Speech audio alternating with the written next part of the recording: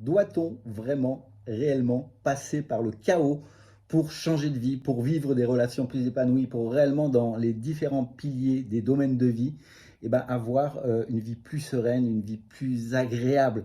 C'est une question intéressante. Et est-ce qu'une crise réellement peut nous faire changer? Est-ce que cette crise doit être majeure?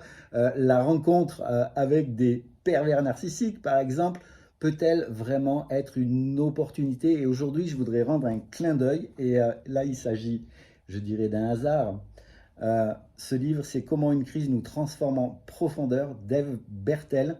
Donc le hasard m'a fait lire ce livre, préfacé par Jean-Dominique Michel. Il est également conseillé par Laurent Gounel.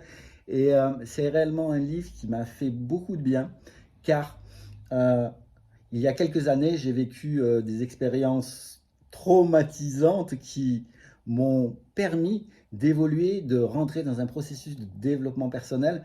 Et je me suis rendu compte qu'au travers de ce que nous avons tous vécu, cette crise sanitaire, certaines choses étaient encore présentes, certaines choses se sont réactivées. Et encore aujourd'hui, j'ai à bosser là-dessus, car je me suis rendu compte que certains schémas dont je ne voulais plus ont été réactivés.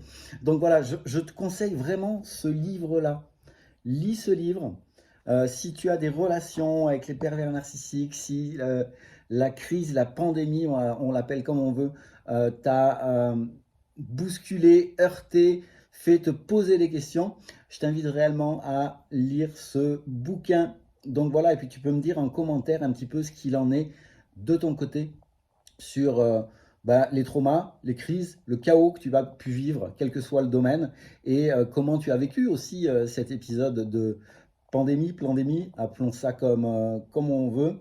Donc voilà, en commentaire, au-dessus, en dessous, et je te dis à très très bientôt. Lis ce bouquin. Ciao!